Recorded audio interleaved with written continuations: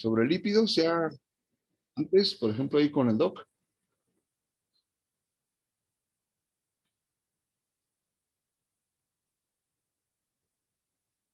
¿No se había visto este tema?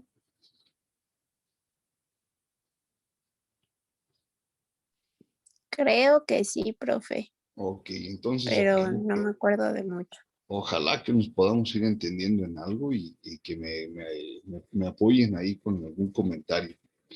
Bueno, entonces nos vamos a las diapositivas. Ahora, pues los lípidos, nos vamos a referir a lo que son las grasas, ¿sí? Ahorita vamos a ver, algunos detallitos que ya es el conjunto de todo lo que hemos estado viendo nosotros en química orgánica y la nomenclatura. Entonces, déjenme avanzar a la primera diapositiva. ¿Qué son estos lípidos? Pues no son otra cosa más que sustancias insolubles en agua, ¿sí? No se pueden extraer de manera así muy sencilla, que no sea de las células, ¿sí? ¿Por medio de qué? De disolventes. Estos disolventes pues deben ser de baja polaridad, el éter o el cloroformo, ¿sí? Y su estructura está formada por carbono, hidrógeno y oxígeno. Tenemos una zona que es la porción no polar, ¿sí? Que es el extremo liposoluble, y tenemos la porción polar, ¿sí? Que es la zona del ácido carboxílico. Entonces, esto es lo que nosotros vamos a encontrar en un lípido. Básicamente, esto es un ácido graso, ¿sí? No propiamente como un ácido carboxílico. Entre más larga sea la cadena, va siendo un ácido graso, ¿sí? Y entonces, tenemos aquí, ahí me adelanté un poquito, vean la cantidad de carbonos que se presentan en este caso. Tenemos, contando el del carboxilo, está 1, 2, 3, 4, 5, 6, 7, 8, 9, 10, 11, 12, 13, 14, 15 y 16 carbonos. ¿Cómo se llamaría este ácido con nomenclatura IUPAC? ¿Ácido qué?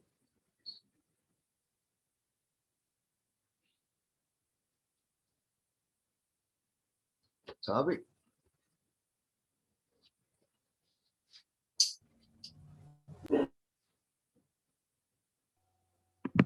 ¿Cómo decimos 16?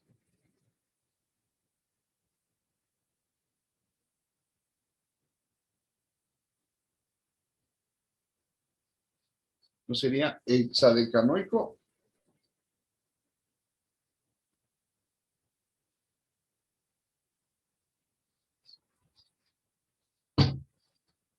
Pues este sería el ácido hexadecanoico, ¿sí? Espero que no se les olvide, porque luego cuando entren en bioquímica y esas cosas, luego les van a trabajar esto. ¿Cómo se van a clasificar?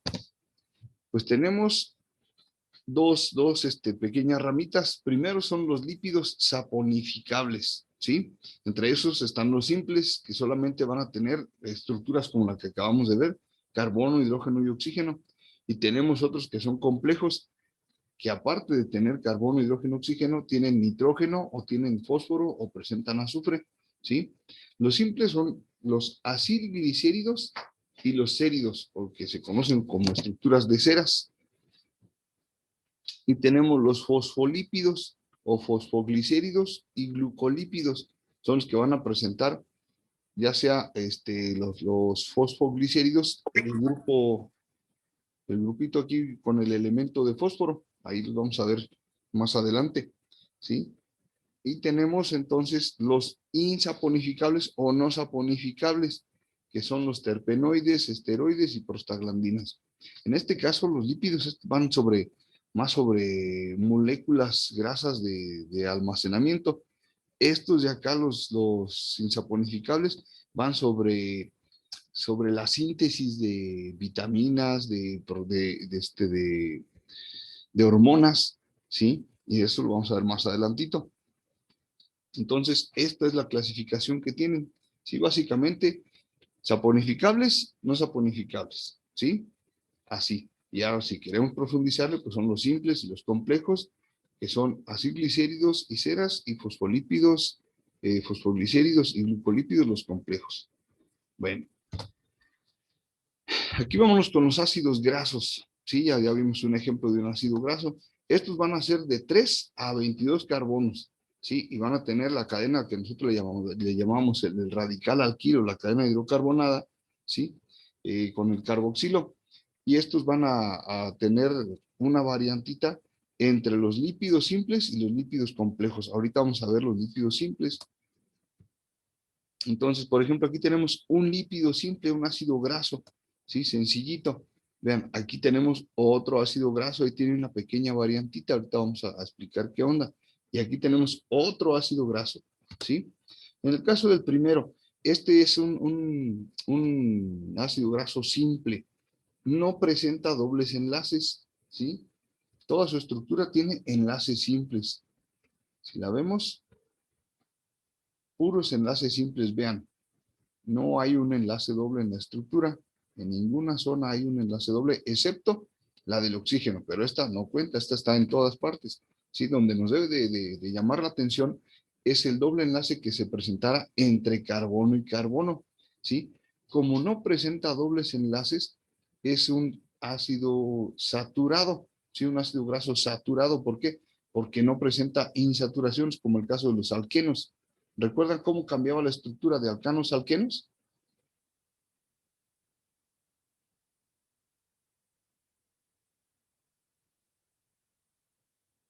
Sí, o ya me dejaron solito o ya perdí señal.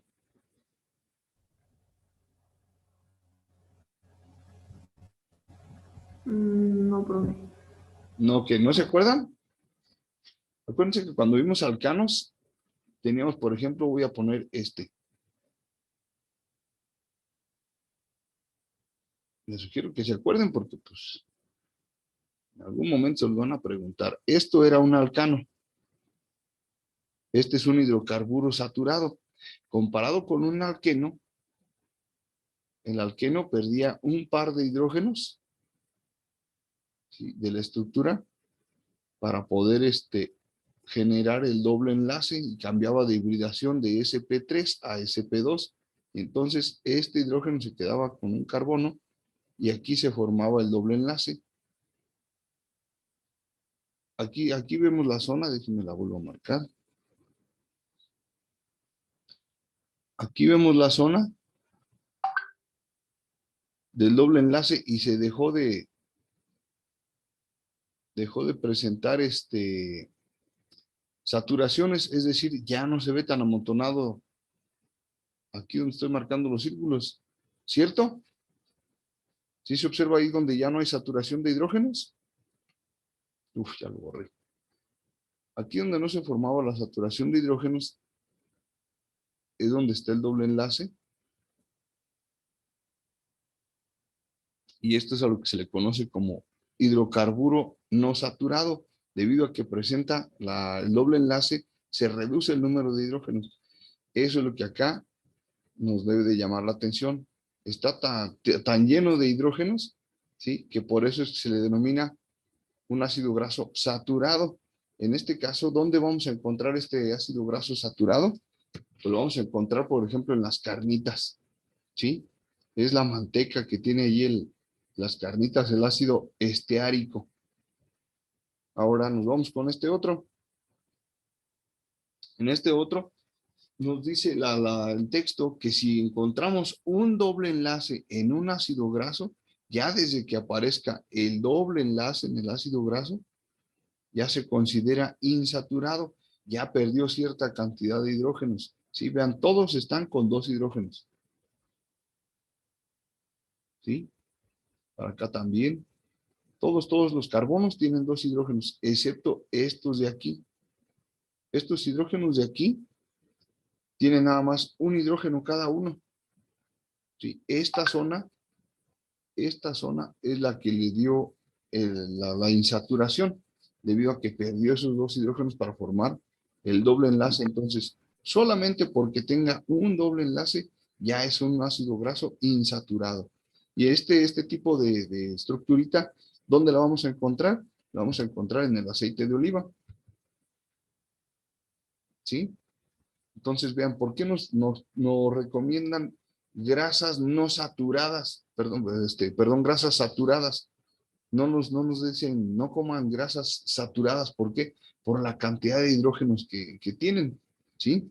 Eso hace que el organismo pueda almacenar con mayor dificultad este tipo de estructuras. Y ahorita vamos a ver cómo van a crecer. Entonces, ahora, si analizamos este que está insaturado por un doble enlace, ¿sí? Vamos a ver ahora este otro. Vean, tenemos 1, 2, 3, 4, 5, 6 dobles enlaces. Entonces, si el que tenía uno ya era insaturado por tener un doble enlace, pues este con mayor razón es uno insaturadísimo porque tiene 6 dobles enlaces, ¿sí? Entonces, a este se le va a conocer como poliinsaturado, ¿sí? Y un ejemplo es el docohexanoico que está en el aceite del pescado, ¿sí? Ahí en el aceitito, que la grasita que tiene el pescado, pues tiene este tipo. Por eso cuando tenemos algún problemita de triglicéridos, de colesterol alto, nos quitan luego la carne roja, ¿sí? Porque es más rica en ácidos grasos saturados o grasas saturadas, ¿sí? Y nos dicen que coma pollito asado o pescadito al vapor o en caldito, pero nada pasado por aceite. ¿Para qué? Para reducirnos la cantidad de grasas saturadas y que podamos ingresar grasas no saturadas que nos favorezcan en nuestra dieta, ¿sí? Esperemos llegarle más adelantito al temita de por qué es lo que pasa, cómo se ve nuestro organismo cuando lo llenamos de grasas saturadas.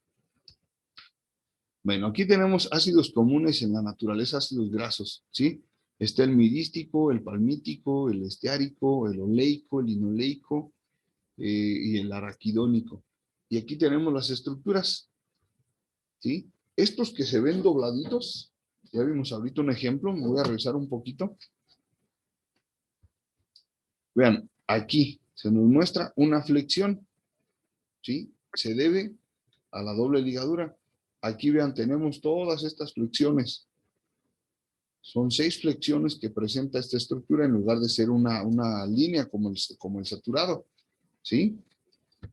Entonces, aquí, ¿qué tipo será? ¿Un ácido graso saturado o insaturado, el araquidónico?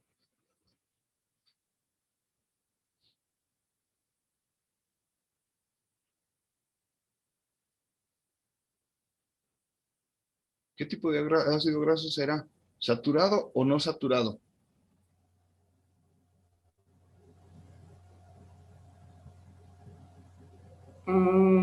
Saturado. No te escuché, Fer, ¿me repites, porfa? No estoy segura, pero ¿es saturado? Saturado, ¿sí? ¿Por qué? Porque no presenta flexión, ¿sí? Está completamente en línea, ¿sí? Lo mismo sería el esteárico y el palmítico, como están en línea, todos van a ser saturados. A ver, ahora, por ejemplo, aquí el oleico, ¿sería saturado o insaturado? Insaturado. Es Insaturado. un insaturado. ¿Sí? ¿Y a ver, dónde creen que esté la doble ligadura y cuántas creen que tenga?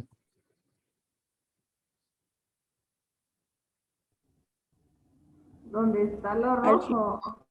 No, aquí lo rojo no hay flexión, no hay flexión. La flexión está aquí. Y aquí es donde se encuentra ¿Dónde el está lo doble negro? enlace. ¿Sí? A ver, pregunta, ¿cuántas dobles ligaduras creen que tenga el linoleico? Por lo menos, ¿cuántas debe haber ahí para que tengas a ese nivel de flexión? 2. Por lo menos debe haber 2, una aquí, entre carbono y carbono, y otra aquí, para que pueda generar esa flexión, ¿sí? Y a ver, este otro araquidónico, ¿cuántas flexiones se le ven para que siga saturado? 4. Por lo menos 3 o 4. Aquí estaría una, aquí estaría otra, aquí estaría otra y aquí estaría otra, ¿sí?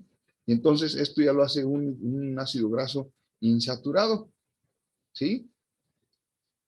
¿Alguna pregunta hasta aquí? No, No, profe. Ok. Entonces le avanzo. Vamos a empezar con los lípidos saponificables. Estos son triglicéridos, ¿sí? Son ésteres de los ácidos grasos y la glicerina. Ahorita vamos a ver cómo es eso, ¿sí? Se les llama glicéridos por lo general, pero debido a la estructura que forman, ¿sí? Les llaman triglicéridos. Lo correcto es llamarle triacilglicéridos, pero todo el mundo lo conocemos por triglicéridos. Ahorita vamos a ver por qué nos causa problemas a nivel de salud este tipo de estructuras cuando no lo miden en la sangre. Normalmente lo que se forma es un derivadito del éster, ¿sí? Vean, aquí tenemos el ácido graso, perdón, el ácido carboxílico, ¿sí? Que si la cadena es muy larga, pues ya es el ácido graso, y que al momento de combinarse con un alcohol, ¿sí? En presencia de ácido sulfúrico, pues aquí se forma el éster, ¿sí? Este es el éster y resulta con agua. Nosotros ya vimos este grupo funcional, el ácido carboxílico, ya vimos este otro grupo funcional, que es los alcoholes, y este grupo funcional de los ésteres. Entonces, cuando ya nos presenten este tipo de reacción, pues no debemos de tener ningún problema. Por ejemplo, el tipo de reacción aquí, ¿cómo se dio? Pues se rompió la fracción del oxidrilo y esta fracción del oxidrilo de acá, de manera que se va a unir el hidrógeno. Déjenme borrar esa rayita que saqué del.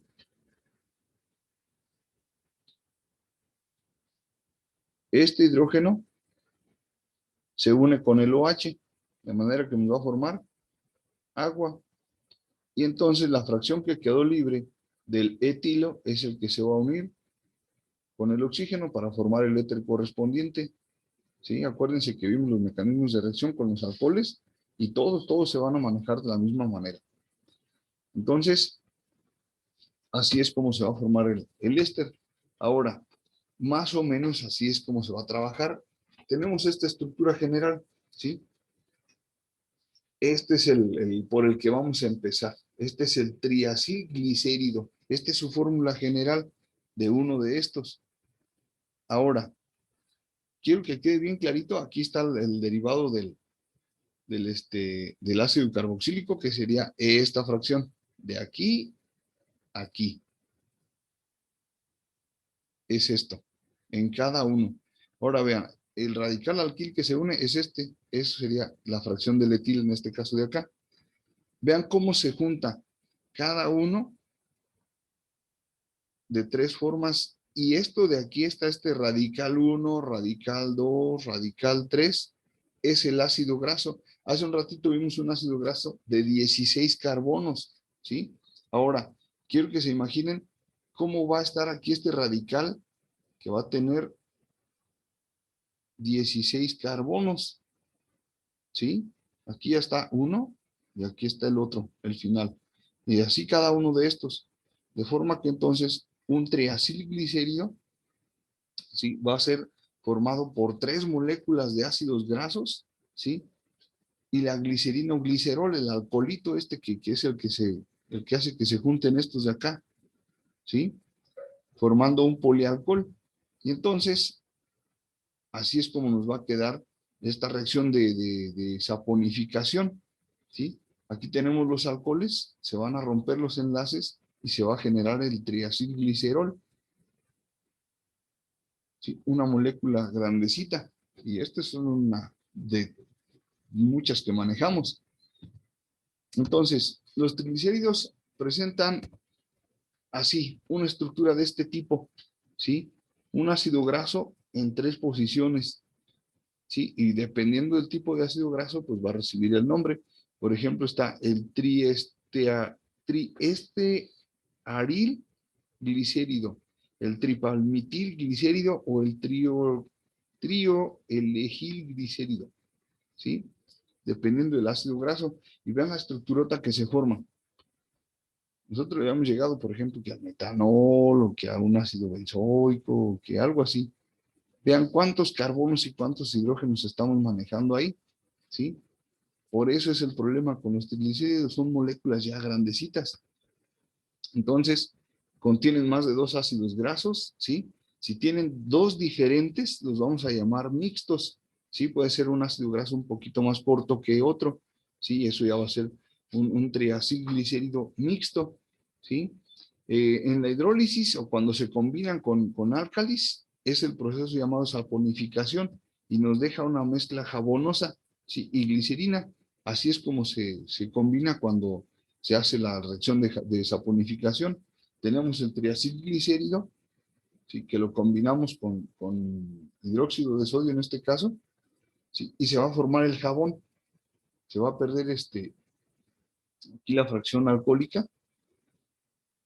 Estos de aquí se van a romper y se van a desprender. Entonces, el OH, como son 3, va a ocupar 1 con cada uno de estos. ¿Sí? Y aquí se van a formar la glicerina y aquí nos deja el jabón, donde el sodio se fue a ocupar cada uno de los lugares donde quedó libre el oxígeno. ¿Hasta ahí alguna pregunta?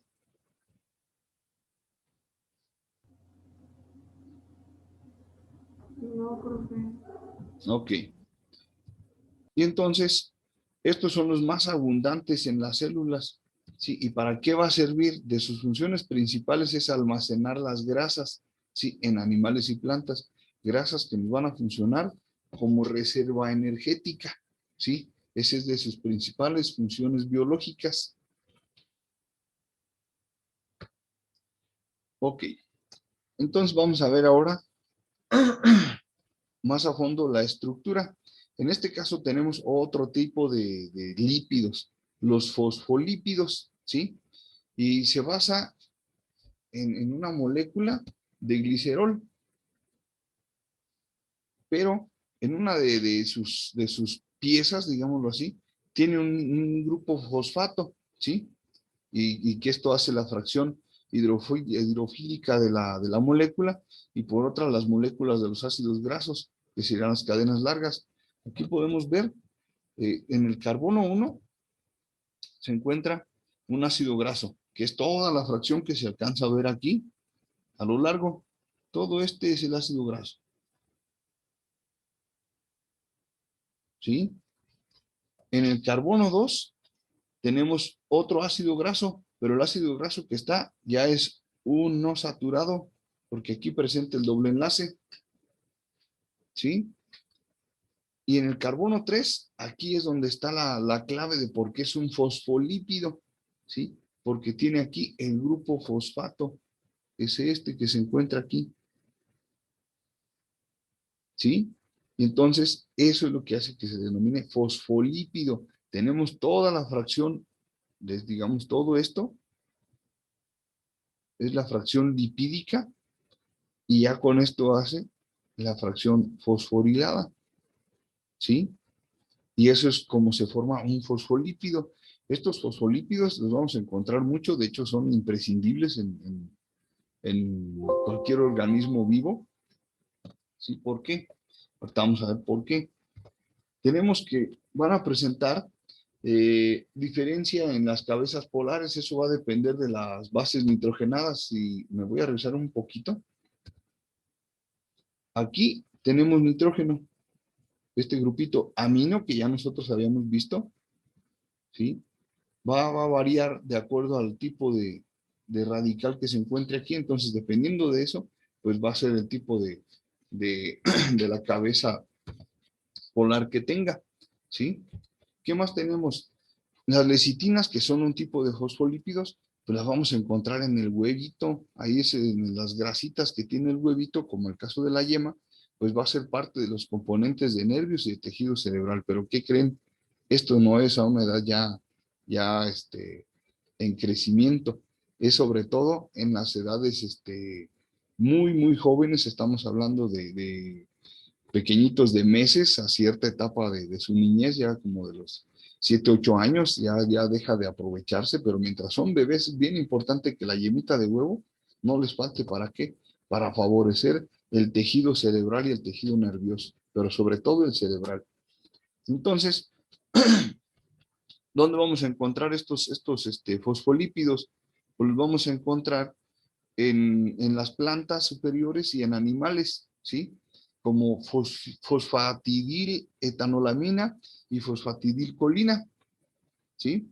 Estos componentes son imprescindibles en las membranas celulares, ¿sí? Entonces, ¿dónde van a estar en la membrana celular? Pues es esto que este pedacito que estoy marcando aquí, este es solamente un pequeño cachito, este cachititito que está aquí entre una línea y otra, es lo que me están representando aquí. Ese pequeño recorte es toda esta pieza grande, ¿sí? Y los fosfolípidos pues están ahí. Aquí tenemos la cabecita polar, ¿sí? Y aquí están las colas, ¿sí? Hidrofóbicas, ¿sí? Entonces, ese pequeño pedacito es uno de estos. Ahí está la bicapa lipídica y eso es un fosfolípido, ¿sí? Nada más es un pequeño componente ahí de toda esa estructura que es una célula. Imagínense todas las células que tenemos nosotros, ¿sí? Bueno, pues hasta aquí lo voy a dejar en esta parte.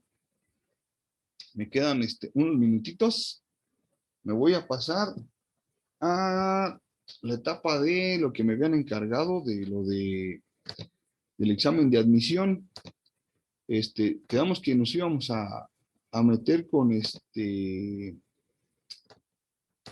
con cuenta de electrones, protones y neutrones, ¿no?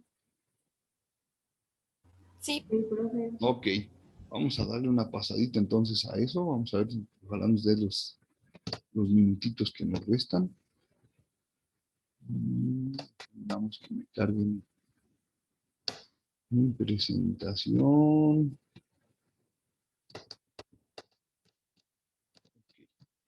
Ya ahí voy, ahí voy.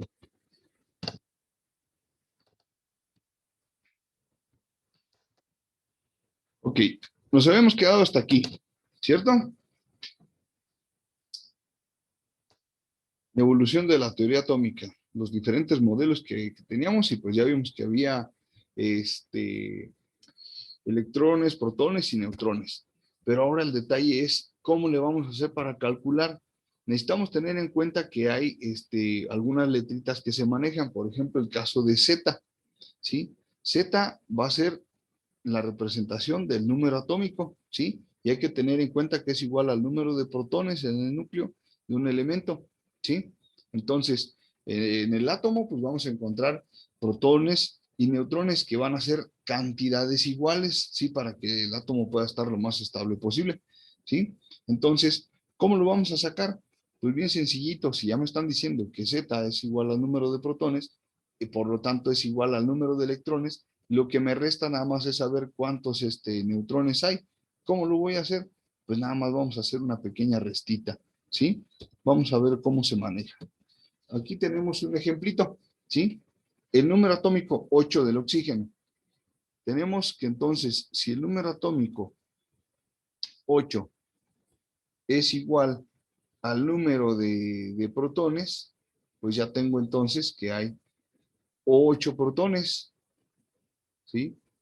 Si Z es igual a 8 y Z es igual al número de protones, por lo tanto, también es igual a ¿qué número? A 8. A 8, que también serían los 8 electrones. Y ya tengo electrones y protones, ¿sí? Hasta ahí. ¿Alguna pregunta? Hasta ahí no, No, profe. profe. No, Ok. profe. Entonces ya no se les olvida que el número el número atómico, sí, que siempre es el número cerradito, es el número, digamos, ordinal de la tabla periódica en horizontal, ¿sí? es con el que identificamos qué número es el elemento. Ese nos va a dar luego protones y electrones. Ya, desde ahí ya sabemos cuántos va a tener. Sí, por ejemplo, el carbono. El carbono, ¿qué número atómico tiene?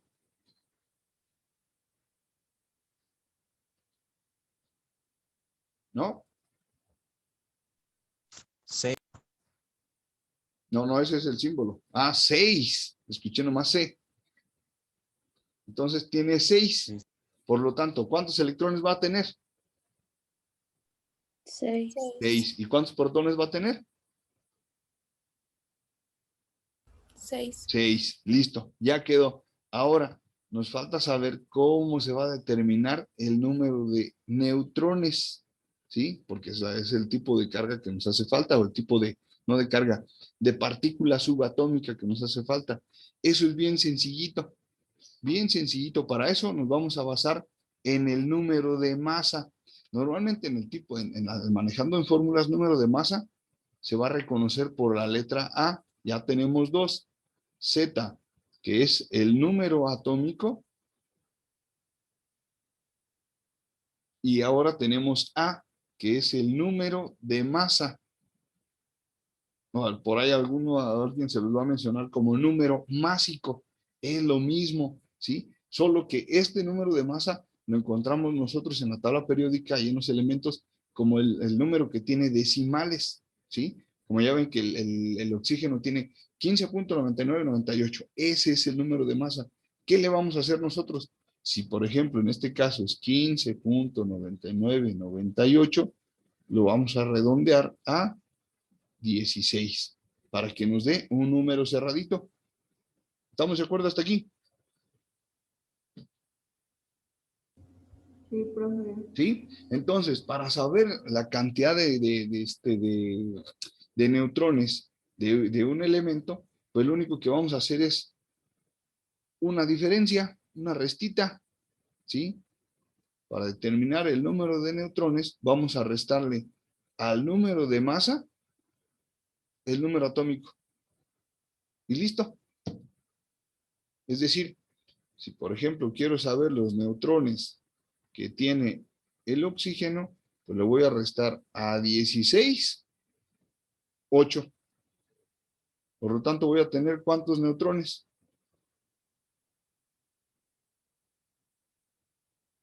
16 menos 8.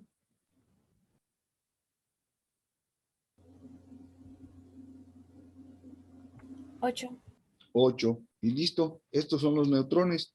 Protones fueron 8. Electrones fueron 8. Y listo. Ahí está. Así de sencillo. ¿Alguna pregunta? No, profe. Ok. Bueno, pues ahí está. Ya con eso ya recordamos. ¿Sí?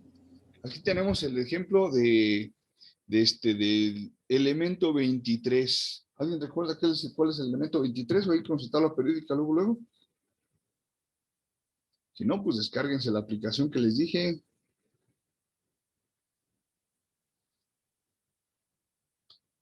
Perdón, no es el elemento 23. Es el 11. Es el número ordinal, el número atómico. Está como en el grupo 1A, me parece. Este es el sodio.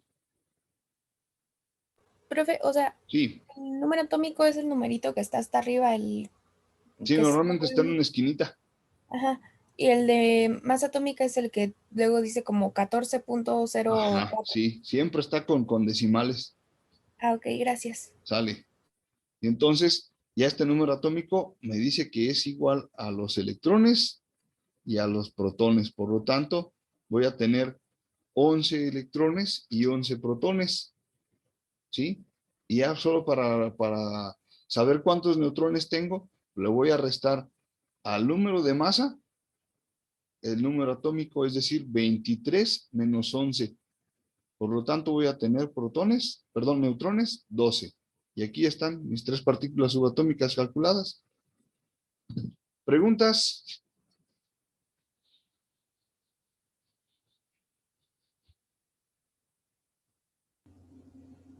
No, profe, yo sí estoy entendiendo. Ok, bueno. Espero que sí, ya con esto se acuerden. No, Profe, sí, y siempre en los problemas nos van a dar la masa y el número de... bueno, sugerencia. Denle una repasada a la tabla periódica porque puede ser que les digan el nombre del elemento y de ahí les pidan todo lo demás. Entonces, pues sí va a haber que saber si algunos pesos. Regularmente se utilizan mucho los elementos.